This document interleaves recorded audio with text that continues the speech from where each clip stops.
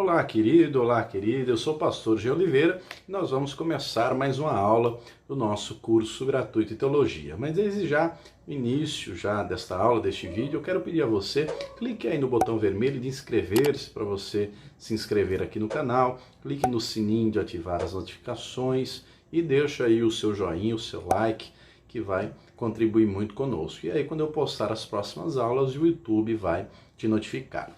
Hoje nós vamos estudar o nível Master, a matéria é livros apócrifos. Hoje, a aula de número 17, nós vamos estudar o primeiro e o segundo livro de Macabeus, vamos estudar também Eclesiástico e os acréscimos no livro de Esther e no livro de Daniel. Muito bem, vamos lá. O versículo inicial está na segunda carta de Paulo a Timóteo, 3,16. Lembrando, amados, que no Antigo Testamento eram livros, por isso que a gente fala primeiro, né, segundo, é gênero masculino. No Novo Testamento, como são cartas, né, boa parte do Novo Testamento são cartas, por isso que a gente fala primeira, segunda, terceira, né, gênero feminino. Mas muito bem, segunda carta de Paulo a Timóteo 3,16, assim: toda escritura divinamente inspirada é proveitosa para ensinar, para redarguir, para corrigir, para instruir em justiça. Eu gosto muito da tradução King James, né? Citei já em outras aulas. Olha o que diz aqui a King James, na segunda carta de Paulo a Timóteo, no capítulo 3, no versículo 16. Olha como a King James traduziu. Deixa eu ler aqui, ó. Toda a escritura é inspirada por Deus e proveitosa para ministrar a verdade, para repreender o mal, para corrigir os erros e para ensinar a maneira certa de viver. E o 17 diz: a fim de que todo homem de Deus, e aqui homem no sentido genérico, né, homem e mulher, todo homem de Deus tenha capacidade e pleno preparo para realizar todas as boas ações. Olha só, então a palavra de Deus é poderosa para nos ensinar a verdade, né? Porque a palavra é a verdade, ela traz a verdade revelada, a vontade de Deus, né? Jesus é a palavra viva. Muito bem, então ela nos ensina a verdade, ela repreende o mal. Querido homem de Deus, a mulher de Deus tem que conhecer bem a palavra, tem que saber manejar bem, para não cair em erros teológicos, para não cair em heresias, para não cair também em ciladas do diabo. E não só conhecer, mas principalmente, além de conhecer, praticar. O inimigo faz de tudo para distorcer a palavra. Mas o texto ainda diz para corrigir os erros e para ensinar a maneira certa de viver. Nós não somos perfeitos, né? O único perfeito é Jesus Cristo. Nós estamos em processo. A salvação, deixa eu fazer um parênteses aqui rapidinho, a salvação, teologicamente falando, compreende três processos, três etapas. A primeira é a justificação. Quando que ocorre a justificação? Quando a pessoa crê, né, e demonstra essa fé mediante o batismo nas águas, ocorreu com ela a justificação, né? Romanos 3,24, sendo por justificados pela fé. Então a pessoa é justificada, ela era uma pecadora, mas o sangue de Jesus a purifica de todo o pecado. Isso é mediante a fé, mediante a graça. Não é? Então a graça nos justifica, nos torna aceitáveis, justos diante de Deus, justificados. Não que a gente tenha justiça própria, mas a justiça que vem de Deus. Como diz o texto sagrado, Deus olhou do céu e não viu um justo nenhum sequer. Então, através do sacrifício de Jesus, nós somos justificados, tornados justos. Então, a pessoa creu, demonstrou essa fé batizando-se nas águas, ela foi justificada. Aí começa a segunda etapa, né, do processo, que é o processo de santificação. E aí nós estamos nesse processo de santificação, está escrito em Hebreus 12,14, sem santificação ninguém verá a Deus, né? Primeira carta aos Tessalonicenses 4, o texto diz no verso 3 que a vontade de Deus para nós é a nossa santificação.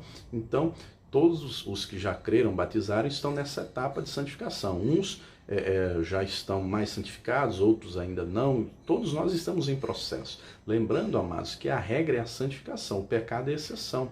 1 de João, capítulo 2, versículo 1, João diz assim: filhinhos, escrevo-os para que não pequeis, mas se alguém pecar, temos um advogado para com o Pai, Jesus Cristo. Deus sabe que nós não somos perfeitos. Deus quer ver em nós um aperfeiçoamento constante, contínuo, Dia após dia a gente tem que se santificar mais, através da palavra, né? Porque a palavra santifica, João 17:17, Pai, santifica-os na verdade, a tua palavra é a verdade, a palavra limpa.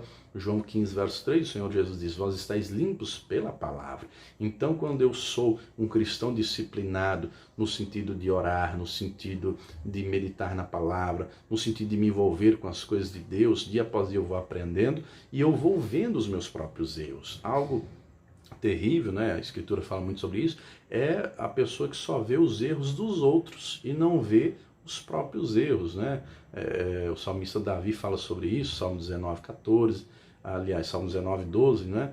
Quem pode discernir os próprios erros? Expurga-me daqueles que me são ocultos, ou seja, me mostre os meus erros, aqueles que eu não consigo ver, para que eu me corrija.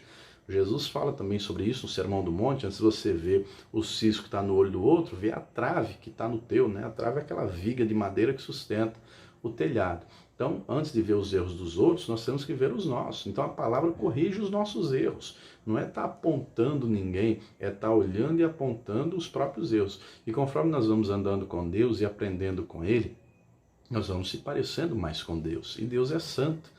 Deus é santo, não tem como andar com Ele e não se parecer com Ele. Muita gente tem a nomenclatura de cristão, de evangélico, enfim, mas de crente não tem nada. As atitudes, as palavras, os comportamentos não demonstram isso. Mas muito bem, então eu falei da justificação, a segunda etapa a santificação e a terceira etapa será a glorificação, quando nós tivermos o corpo transformado num corpo espiritual, aí haverá impecabilidade, aí não haverá mais pecado, aí a terceira etapa que é a glorificação. Mas estamos aí nessa etapa, pelo menos a maioria, nessa etapa de santificação, no meio aí do processo. Muito bem, e a palavra de Deus é vital para nos corrigir, para nos ensinar, para nos instruir na verdade. Muito bem.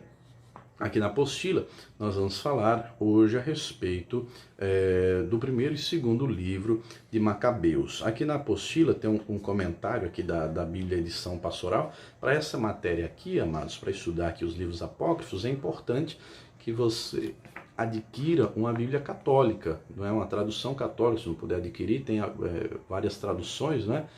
Nos aplicativos que são católicos, para você poder acompanhar o texto dos livros, né? Na nossa tradução protestante não tem esses livros, lembrando a definição de livro apócrifo, são aqueles que são considerados sem inspiração divina, não tem original em hebraico, né? E os próprios livros dizem isso, eu li aqui em aulas anteriores, né?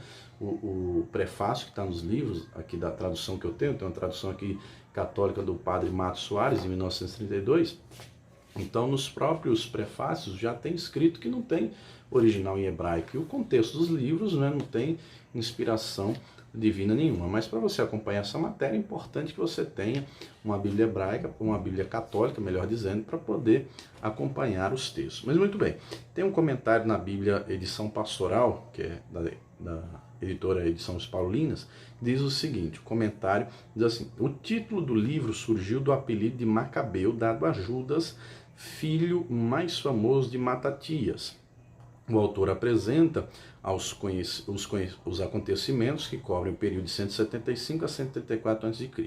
O rei grego Antíoco Epífanes quis forçar os judeus a adotar os costumes e a cultura dos gregos. Matatias, sacerdote judeu, lidera a resistência e a revolta contra os reis gregos e o grupo judaico que a ele se aliou. A resistência procura a todo custo preservar a identidade religiosa e cultural do povo judeu. De início, o objetivo da luta era a libertação religiosa, mas aos poucos se transforma em busca de independência política. Começada por Matatias, a resistência continuou depois com a liderança de seus filhos Judas, Macabeu, Jonatas e Simão. Seu comentário aqui da Bíblia, edição pastoral. Aqui, na tradução que eu tenho, também tem aqui um texto, né? Deixa eu ler aqui para você uma introdução que está aqui nessa Bíblia que eu tenho, dá para ler aí, ó, o livro dos Macabeus. Deixa eu ler aqui só um trechinho da introdução que diz assim: após terem gozado de liberdade religiosa sob a dominação dos persas de Alexandre Magno e dos Ptolomeus do Egito, os hebreus caíram nas mãos dos reis da Síria, que tentaram desde logo imiscuir-se nos negócios internos do povo de Israel.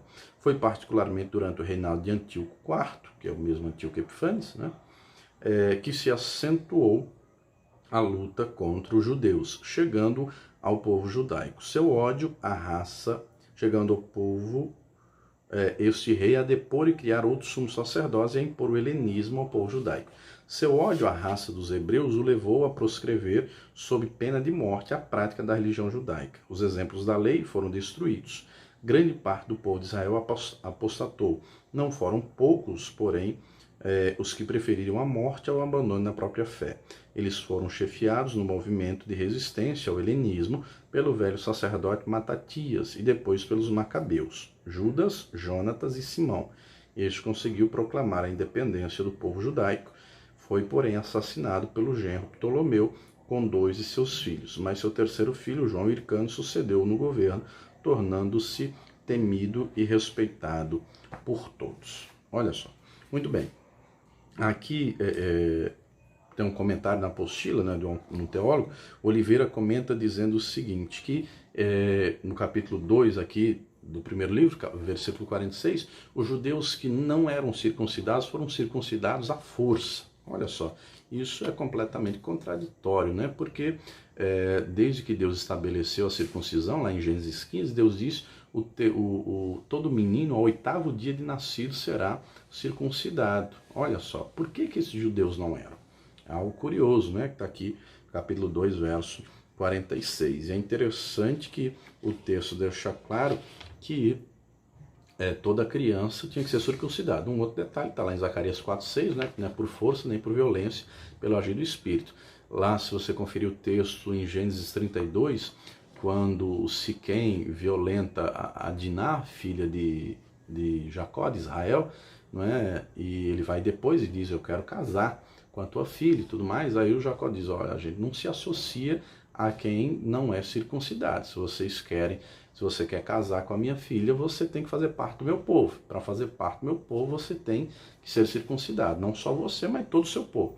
E aí Siquém falou com o pai dele e concordaram. Todos os homens do lugar em ser circuncidados. E todos foram por livre e espontânea vontade. Jacó e a família não teve que impor isso a ninguém. Eles foram circuncidados. Pena que depois, você lê o texto, né? Simeão e Levi foram lá e se vingaram matando a espada, né? Usando a espada todos os homens lá de Siquém do seu povo, né?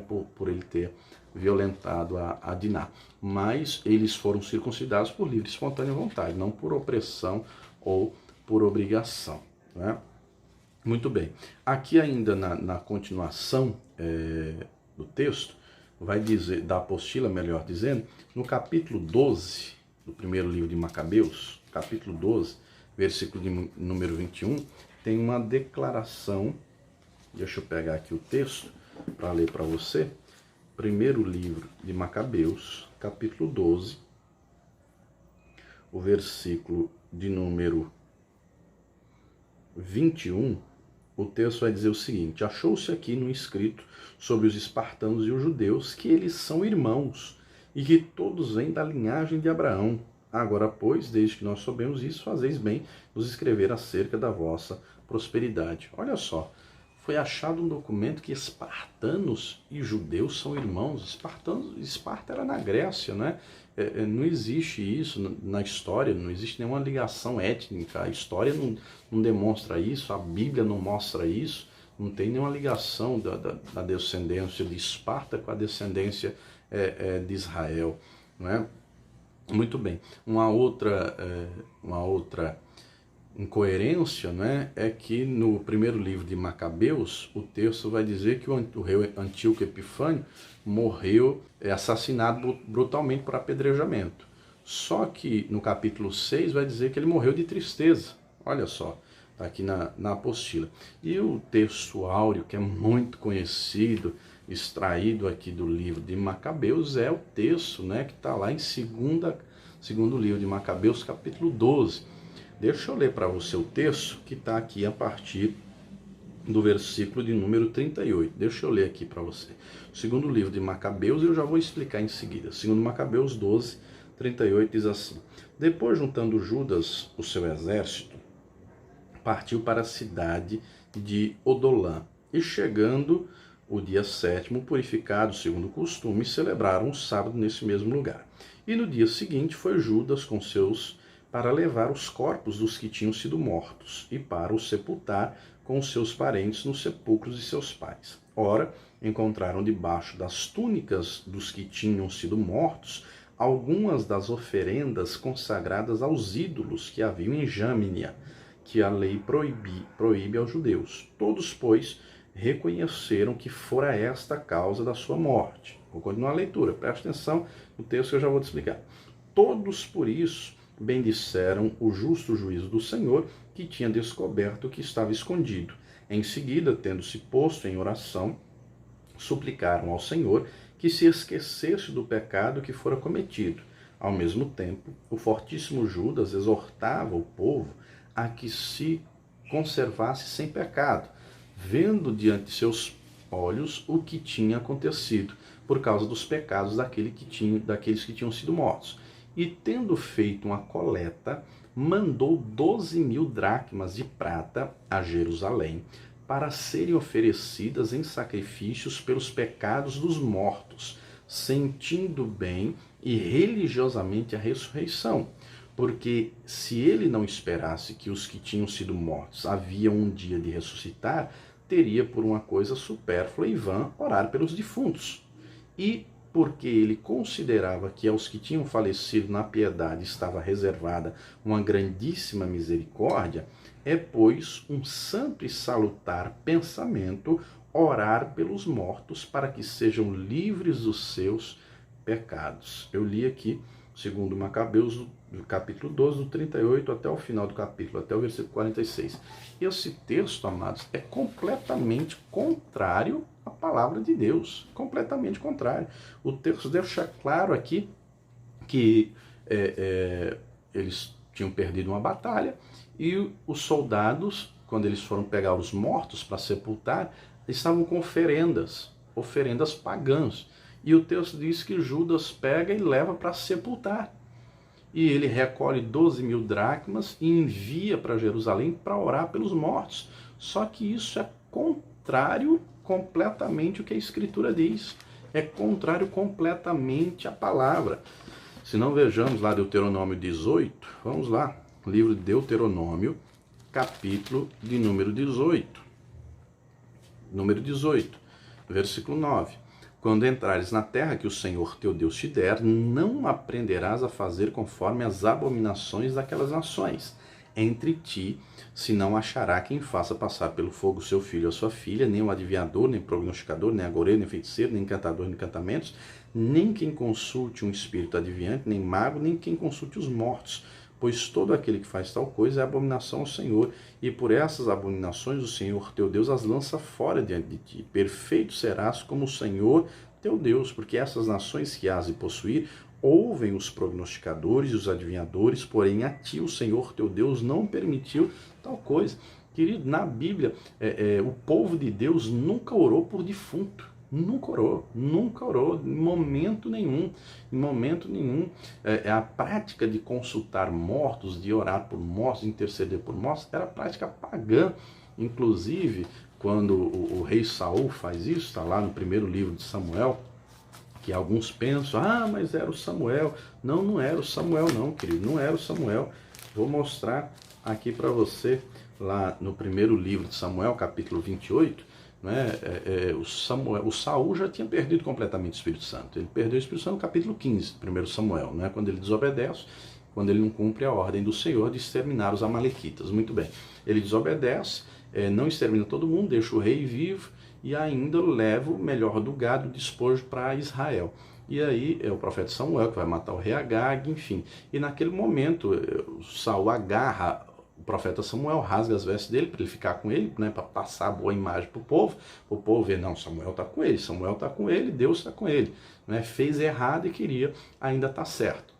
Deus usa Samuel para dizer, hoje Deus rasgou o teu reino, ele já se tem provido de um novo rei. Daquele momento em diante, o Espírito Santo sai do Saul e a vida dele vai degringolar ladeira abaixo, vai ser um declive completo. No capítulo 16 já é Davi sendo ungido rei e os demônios perturbando Saul. Depois o Davi, no capítulo 17, se torna herói nacional, depois é colocado como general de Saul, e depois o Saul quer matar o Davi, claramente, de maneira clara, começa a perseguir. Ele se torna tão louco, perturbado, que lá no capítulo 28, ele vai consultar uma feiticeira. Lá no capítulo 28, ele consulta a feiticeira e ele diz que quer conversar com o morto. E ele diz o seguinte, deixa eu ler para você. Versículo de número 13 diz assim: e o rei lhe disse: não temas, porém o que vês? Então a mulher disse a Saul: vejo deuses que sobem da terra, deuses com letra minúscula. E lhe disse, Saul falando agora: como é a sua figura? E disse ela: vem subindo um homem ancião e está envolto numa capa. Entendendo Saul que era Samuel, inclinou-se com o rosto em terra e se prostrou. Olha só, ele entendeu que era Samuel. O texto não diz que era Samuel. E na Bíblia não existe essa prática de estar consultando o morto, falando com o morto. Quem fazia isso eram outras nações, eram povos pagãos, não há esse hábito. E é com base nesse texto aqui, do segundo livro de Macabeus, capítulo 12, que a Igreja Romana, a Igreja Católica, vai desenvolver, né, a chamada doutrina do purgatório. O que é a doutrina do purgatório? A doutrina do purgatório diz que uma pessoa, quando morre, se ela foi muito boa, ela vai direto para o céu. Se ela foi muito ruim mesmo, ela vai direto para o inferno. Agora, a média absoluta, não é? A grande maioria esmagadora, vai para o purgatório. O purgatório é um lugar intermediário, não é nem o céu nem o inferno. Essa é a doutrina católica. Vai para lá para purgar os pecados. E ela pode ser tirada de lá mediante a oração do Santo Padre, ou seja, do Pontífice, do Papa. E num período em que a Escritura não era acessível a todos, num período da história em que a escritura custava um salário equivalente a um ano de um trabalhador, num período da história em que a Igreja Romana proibia que as pessoas tivessem Bíblia em casa, somente os sacerdotes, os padres, bispos poderiam ler a escritura e ensinar, começou a se dizer que a pessoa que estava lá no purgatório, a pessoa viva ou parente vivo poderia pagar, comprar um documento, um título, uma indulgência, um perdão papal. E aquele ente querido que morreu, que faleceu, que estava no purgatório, seria tirado de lá e levado para o céu. E isso, eles colocaram, né, a história prova isso, colocaram um pânico na população, no povo. Né? Na Idade Média, a Igreja Romana dominava absoluta. Então começou a dizer, olha, você tem que tirar os seus parentes do purgatório, tem que levar para o céu. E num período em que o Papa precisava de recursos, né, para a Capela de São Pedro, ele desenvolveu um jargão dizendo: quanto mais rápido a moeda cai no cofre tilintando, a alma sai do purgatório voando. Só que esse ensino não tem nada de base bíblica, porque esse ensino aqui é antibíblico. Querido, se comprar salvação com dinheiro, somente os ricos entrarão no céu, e a Escritura deixa claro que Deus não faz acepção de pessoas.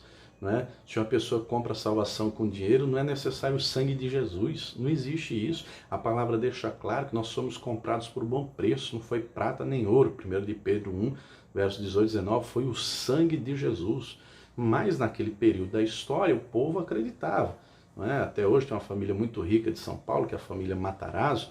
Francesco Matarazzo foi um dos industriais mais ricos de São Paulo. Para vocês terem ideia, o prédio atual da Prefeitura de São Paulo hoje 2020, era na sede da antiga empresa dele. Ele é um homem muito rico. Quando ele morreu, até hoje a família é muito católica, né? Porque Francesco Matarazzo era italiano, veio para o país, tal, depois você pesquisa sobre a vida dele. A família dele até hoje paga missa para rezar pela alma dele, até hoje, né? Tem aí mais de 30 anos que ele morreu, a família dele até hoje paga missa para ele. Olha só que coisa, paga missa para rezar por ele. E detalhe, né? Acredito que você saiba que na Igreja Católica nada é gratuito. O batismo é pago, o casamento é pago, missa é paga, né? Nada é gratuito. Interessante, não é isso que a Escritura ensina. Mas voltando aqui, foi com base nesse livro aqui, segundo Macabeus 12, versículo 38 até aqui o final, que a Igreja Romana desenvolveu a doutrina do purgatório. Não é? muito conhecida e difundida. Voltando aqui então, na apostila, na página 2, vamos continuar, agora falamos de Macabeus, vamos falar aqui de Eclesiástico, né? Esse livro de Eclesiástico, o próprio texto é claro em dizer que foi escrito por Jesus ben Siraque, filho de Siraque, uma tradução grega feita em 132 a.C. Olha que coisa curiosa, né? Aqui no livro de Eclesiástico, tem aí mais de 50 capítulos aqui na Bíblia Católica. No capítulo 3, fala sobre a questão da reparação dos pecados, né? Fala que a caridade que um filho realiza em favor do pai vai reduzir os pecados dele. Deus vai levar em conta e vai tirar os pecados dele. Olha só que coisa. Só que não é isso que está escrito na Escritura, né? Ezequiel 18, Deus disse que a alma que pecar, essa morrerá. Ezequiel 18, 20, o pai não vai levar o pecado do filho, nem o filho o pecado do pai. Então, esse texto é completamente contraditório. Esse texto aqui de Eclesiástico. Deixa eu ler aqui para você. Eclesiástico, capítulo de número 3, no verso 11, diz assim: Filho meu, cuida de teu pai na velhice, e não o abandones enquanto ele viver. Mesmo que fique caduco, ser compreensivo, e não desprezes, enquanto estás em pleno vigor, pois a caridade feita ao pai não será esquecida, valerá como reparação pelos pecados que tiveres cometido. No dia do perigo, o Senhor lembrar-se-á de ti e de teus pecados, e derreter-se-ão como a geada do sol. Olha só, esse ensino não é bíblico. Como é que eu vou fazer caridade a alguém? A Escritura diz de maneira clara, né? Mandamento, promessa, honrar pai e mãe. Mas o texto não diz que por eu honrar pai e mãe, que é um dever, uma obrigação, um mandamento, eu vou ter os meus pecados atenuados, né? Isso aí é doutrina espírita. A doutrina, o espiritismo kardecista ensina que a caridade é a maior de todas as virtudes. Tem que exercer a caridade, o amor ao próximo, né? Esse ensino kardecista deixa claro que a caridade é o que faz a pessoa cumprir o karma, diminuir a conta, os pecados dela. Não é esse ensino está completamente distorcido. Né? A palavra ensina assim, que nós temos que amar o próximo, que nós temos que demonstrar esse amor através de atitudes, né? Porque o amor de Deus está em nós, que é mandamento. Né? Continuando aqui na apostila, o texto fala a respeito disso, né? E nós temos que a conta é diminuída dos pecados através do arrependimento, através da confissão, né? Através da fé, né? Crendo na expiação dos pecados que o Senhor Jesus fez. É Ele que expiou os pecados por nós, tem que se arrepender, pedir perdão e clamar, né? Clamar ao sangue de Jesus. Lá na página 4 da apostila também o texto vai dizer uma contradição em que está em Eclesiástico ainda também, né? Falando a respeito do estrangeiro, falando a respeito dos de fora, né? Que não deveria ter compaixão nem do inimigo. Não é isso que a palavra ensina, né? Jesus ensina de maneira clara que nós temos que amar até os inimigos. Está lá, Mateus capítulo 5. Jesus deixa claro, versículo 43 em diante, amar os que nos amam é fácil. Muito bem, na apostila aqui, fala também dos acréscimos do livro de Esther. Lembrando que o livro de Esther termina no capítulo 10, mas na Bíblia Católica foi acrescentados alguns capítulos, né, do 11 até o 16. Também foram feitos alguns acréscimos, né, o objetivo desses acréscimos, tem um comentário aqui, deixa eu ler esse comentário aqui da apostila, dos acréscimos ao livro de Esther. O objetivo desses acréscimos é ir além do simples relato secular apresentado pela porção canônica do livro de Esther, costumeiramente lido nos cerimoniais do Purim, quando é ressaltado o sentido religioso da obra em sua narrativa original. A Vulgata Latina acomoda esse acréscimo no final do cânon como um apêndice. A obra foi escrita aproximadamente entre os anos 114 e 78 a.C., né? E em hebraico, sendo posteriormente traduzida para o grego. Aqui na Bíblia Católica tem até um pequeno texto dizendo, até aqui foi o hebraico, a partir de agora é o restante, né? A partir de agora é o restante. E tem também, aqui na apostila, né, continuando, alguns acréscimos no livro de Daniel. Daniel conclui o livro, termina no capítulo de número 12. Tem alguns acréscimos no capítulo 3, né, quando os amigos vão para a fornalha, e tem outros acréscimos na Bíblia Católica, o livro de Daniel continua. E é interessante, amados, o que tem aqui nos capítulos 13 e 14, né, que vão falar de Susana, vão falar dos contos de Bel e do dragão. Tem um comentário na Bíblia, edição da CNBB, a respeito do trecho de Daniel 14, na Bíblia protestante, só vai até o 12. Mas olha o comentário que tem na Bíblia, na tradução da CNBB. Os dois trechos mostram que a idolatria é uma insensatez, os capítulos 13 e 14 de Daniel, texto apócrifo. Os dois trechos mostram que a idolatria é uma insensatez. O primeiro salienta que o ídolo é uma coisa sem vida. Talvez haja aqui uma crítica irônica aos sacerdotes judeus que se servem do culto para sustentar a própria ganância. O segundo mostra que os seres divinizados são frágeis como qualquer outro ser e podem morrer de indigestão. Depositar confiança e temor neles é uma ilusão, mas cedo ou mais tarde trará frustrações. O Deus vivo é aquele que dá vida e nunca abandona os que o amam. Olha só que coisa. É interessante, amados, que a própria CNBB admite isso, no entanto a Igreja Católica não ensina isso, né? Qualquer congregação católica que você for é cheia de imagem de escultura, e a palavra deixa claro que atrás de imagem de escultura há demônios, mas isso não é ensinado, não é orientado, não é ensinado a pessoa, ore somente a Deus, né? O único mediador, como diz lá 1 Timóteo 2,5, o único mediador é Jesus Cristo. Eles não ensinam isso, não, você tem que orar porque a Maria vai interceder por você, o Pedro, o Paulo, o Simão, o Tadeu, eles vão interceder por você. Não, querido, só existe um Deus vivo, pena que eles não ensinam isso. Então, é importantíssimo se conhecer os textos, né, até mesmo para poder conversar e explicar. Tem gente que já me perguntou várias vezes, pastor, qual a diferença da Bíblia protestante para a católica? Né? Eu trabalho, lá no meu trabalho tem gente que é católico, eu converso com gente e tal, e muitas vezes não sabe explicar, não sabe falar, argumentar, expor biblicamente, né?